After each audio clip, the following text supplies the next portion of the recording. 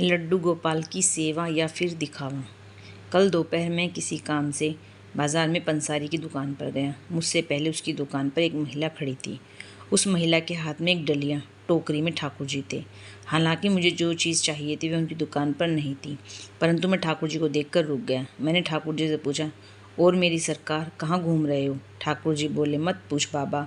बाबा आजकल उनको कहा जाता है जो पूजा पाठ कथा आदि करते हैं। ठाकुर जी बोले, पिछले 2 घंटे से बाजार में भूखा प्यासा डुला रही है। प्यास के मारे कंठ सूखा जा रहा है। स्वयं गन्ने का जूस पी लिया, 2 प्लेट दही भल्ले खा लिए और मेरी बारी में अपरस की सेवा है।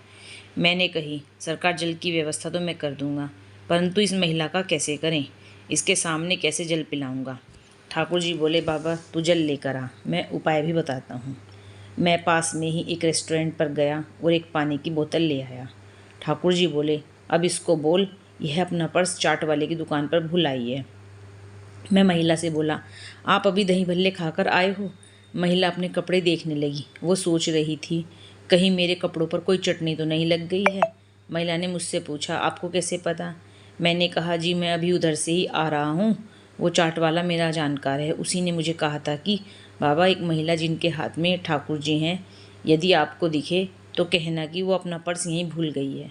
अब उस महिला की सांस रुक गई। वो कहने लगी, हाय राम, मेरे पर्स में तो सोने की चैन और 5,000 रुपये हैं।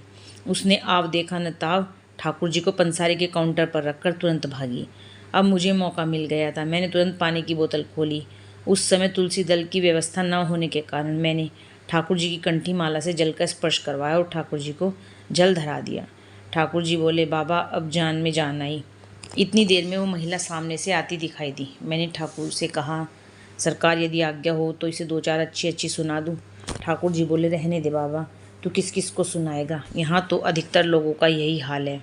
कहीं जाना हो तो हमें साथ में ले जाते हैं और खाने पीने घूमने का शौक़ खुद करते हैं।